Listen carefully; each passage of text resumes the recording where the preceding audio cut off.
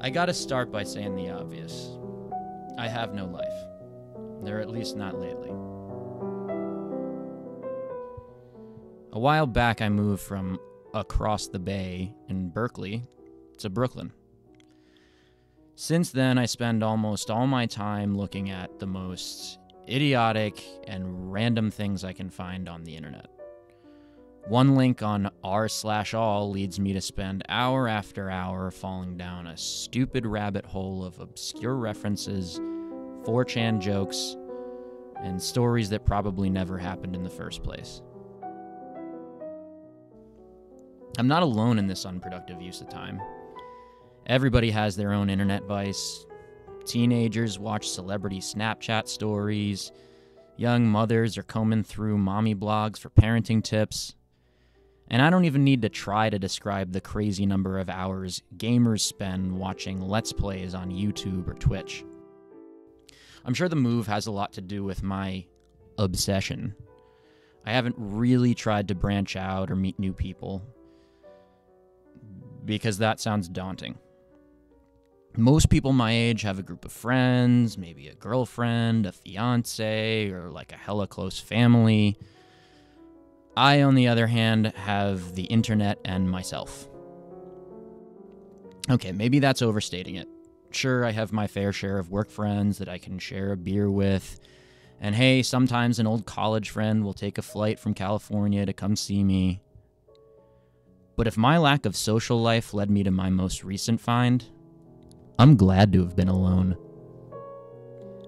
I came to the conclusion that the safest way to investigate this would be to do it publicly. This way, if others know more, they can join in and help. Because this is too big to keep to myself. Now, before you start guessing, no, it's not some deep web conspiracy. In fact, this didn't even start on social media at all. Which, considering the sheer amount of hours I spend on Reddit, is almost as unbelievable as what I'm about to tell you.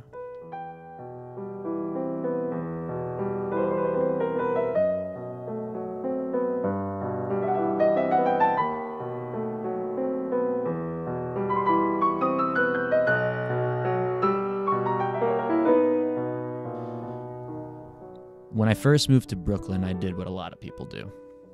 I got an Airbnb to stay in while I searched for an apartment. Like a true cheapskate, I looked through probably hundreds of potential rooms I could stay in when I came across the most insane listing for $5 a night. This had to be some kind of scam or a glitch. There was just no way in hell that a 10-bedroom, 6-bathroom brownstone in a nice area of Brooklyn was going to go for under $100 a night, let alone $5. The place was just off the subway on a street that looked safe and beautiful, but the house itself, well, it was stunning. The front, first of all, was covered in a thick nest of vines and wisteria. It looked like it belonged somewhere in the countryside with like horses and something running around it and an annoyingly like perfect garden surrounding it, rather than some like hidden away on a random street in residential Brooklyn. So I was entranced. I mean, the price alone caught my interest, but its appearance had me hooked.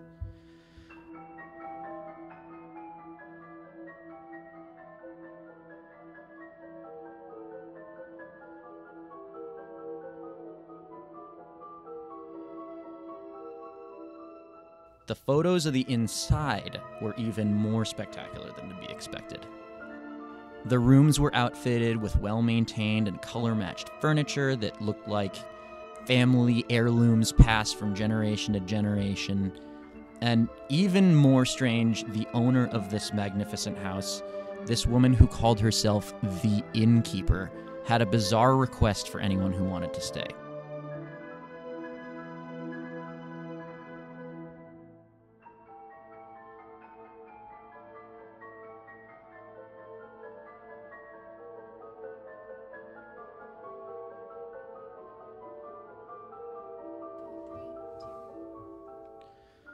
Hello and welcome to my home, or as I call it, the Manor. As a little girl, I long dreamed of owning and decorating a house of my own design. Now, as a young mother, I have finally fulfilled my lifelong dream. Together with my daughter Penelope, I run my very own bed and breakfasts, like an inn or a boarding house of yesteryear. Here at the Manor, you can count on homemade meals and friendly and engaging company.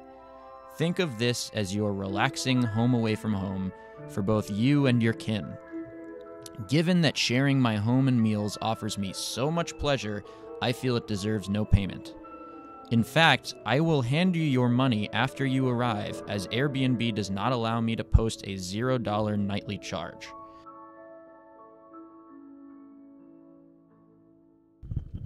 Okay, so I had so many questions reading this. First of all, how can anybody afford to live in a full brownstone and not charge guests? And who calls herself the Innkeeper? How many requests does she receive for this ad? How does she decide who's worthy to go? And what happens to those that stay? Okay, again, I know what you're thinking. What do the reviews say? Let me just preface it with this. You would think that those who left a review had experienced the second coming of Jesus Christ at this woman's manor. The listing has an unprecedented 5.0 rating with 35 ratings. Here, I'll read a couple so you can see the thread, and let me just say that I 100% thought this was some weird spike in bot traffic that the owner probably paid for, but each review is so different and specific that I can't even imagine a bot that could have been programmed this well to give this kind of detail.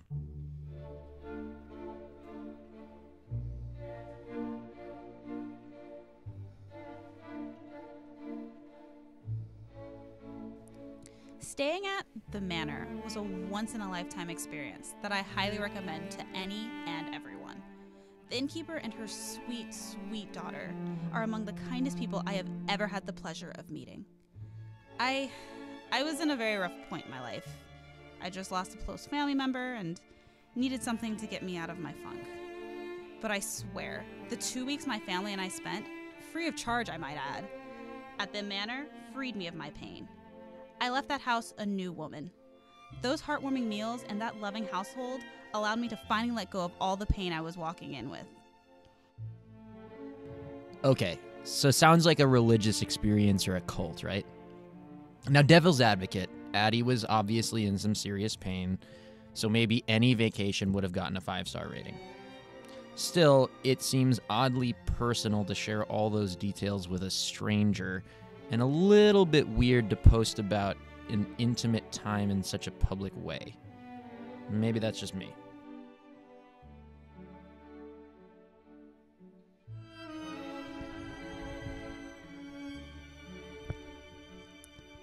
My best friend died tragically at the age of 28.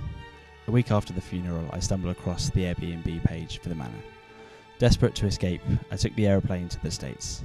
The Innkeeper and her daughter let me in with open arms and open hearts. I spent many nights sat in the foyer of the house, drinking homemade chocolate and talking about my life with the Innkeeper. Her daughter was only a few years old at the time, and her smile was infectious. Those two pulled me out of the darkest times of my lives. I'm forever grateful for the time I spent at the Manor. The Innkeep and little Penny forever have a flat to stay in, if ever they find themselves in London. Thanks again. Signed, Fraser.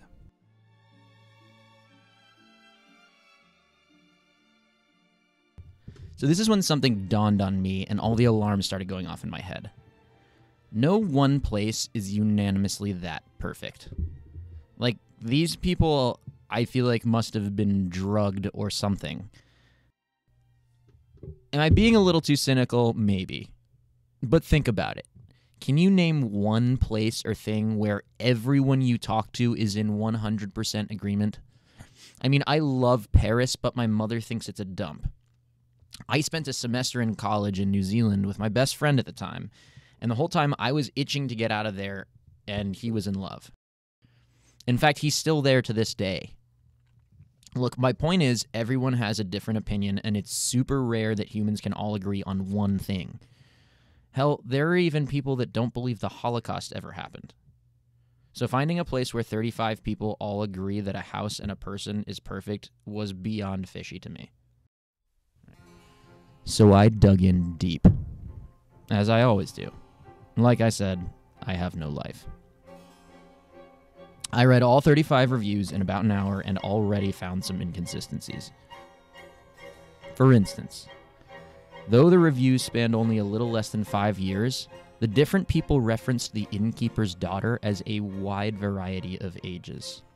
So some of them note Penny as being a young child, while others are describing her as a sarcastic teenager, and still others are noting that she was a preteen covered in acne.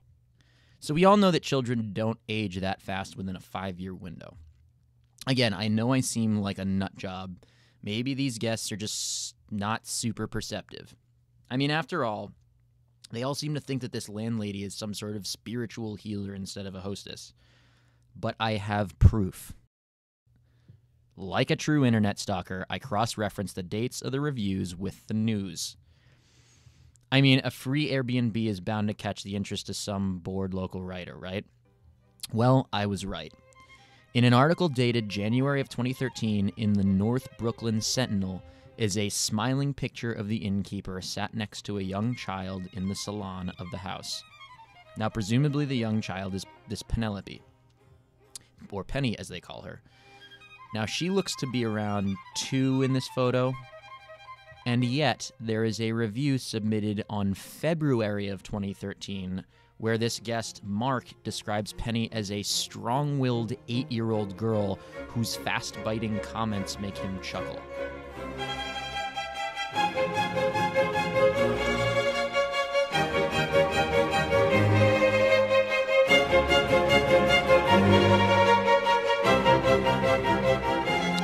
So needless to say, I was hooked.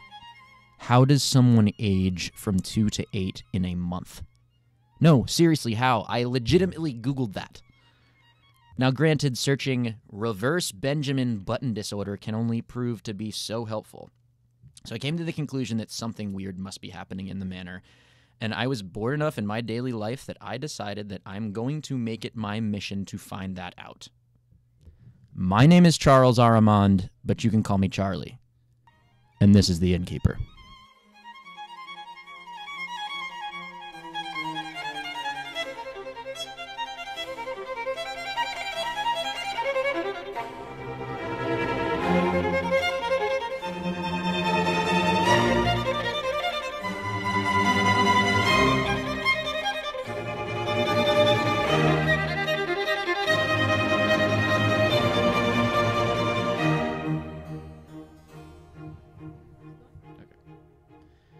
Like any good amateur investigator or cop show enthusiasts, I decided to host a stakeout of the house.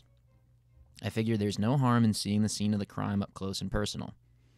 Maybe, with any luck, I'd meet the innkeeper herself, or this strange Penelope. So I made my way onto the subway and up to the northernmost part of Brooklyn, a quaint little Polish neighborhood fondly called Greenpoint after its crops from centuries past. Similar to many urban areas, the once heavily immigrant-owned neighborhood was slowly undergoing gentrification. The once Polish-lined signs had made way for matcha bars and artisan coffee shops. The contrast of white-collared, well-educated kids in their 20s with a variety of colors in their hair and tattoos on their body, to the established, older Polish families with strict Catholic principles and immense pride for their national European football team, made for the rare sort of chemistry that I've only ever seen in New York. I walked around the neighborhood, down the busy streets filled with numerous stores, down to the smaller, more residential passages with the signs denoted historical Greenpoint. There it was, albeit a few misturns and long confused glances at decorated lawns, that I found the source of my obsession. The Manor. Pictures did not do this place justice. I felt like I was seeing a different world from my own. The streets' old-fashioned houses and well-tended lawns felt like the setting of a period film. But there was something more than that. It felt like I didn't even have an understanding of what I was truly seeing. And that's when I saw a man looking up at me from across the street. His ears were slightly pointed, and his body was tall and lanky. His eyes were a piercing mixture of gray and green, and his hair was jet black. He looked like he was from a different time or world from my own. Something about his hard glare woke me up from my reverie.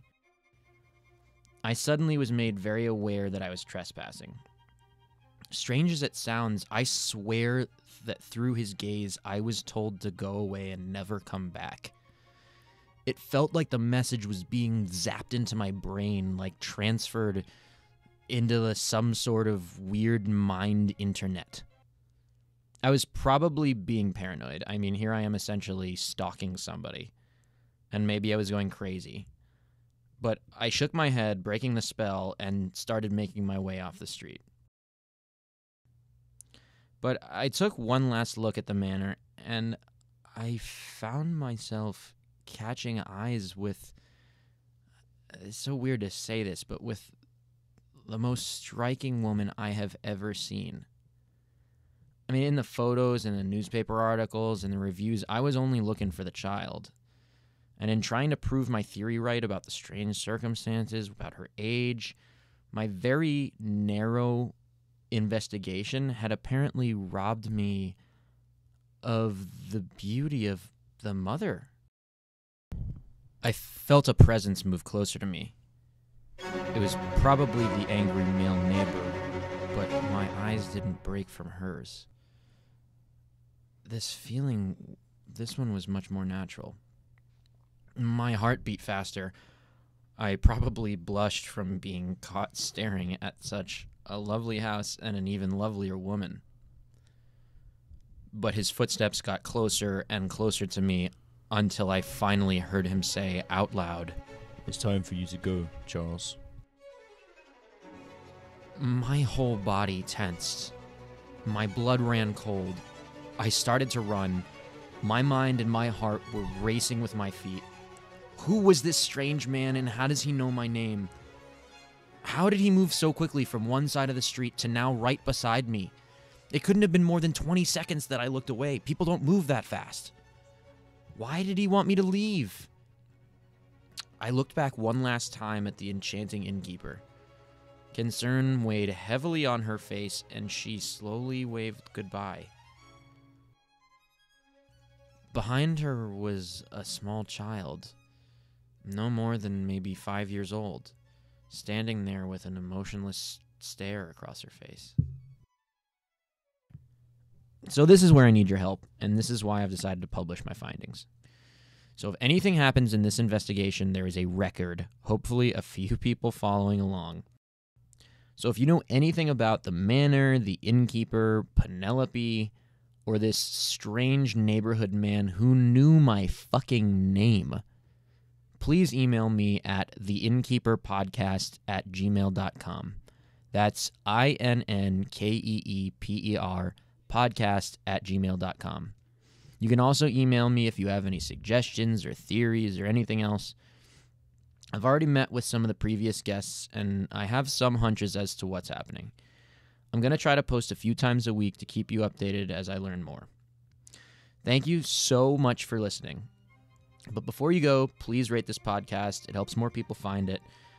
Feel free to follow along on my journey on my Facebook page, The Innkeeper Podcast. I know who uses Facebook anymore. Look, I wanted to make a subreddit, but apparently longtime lurkers who don't post anything don't have enough karma to start a subreddit, which is a crap rule. But anyway, I digress. Until next time, stay safe and keep searching.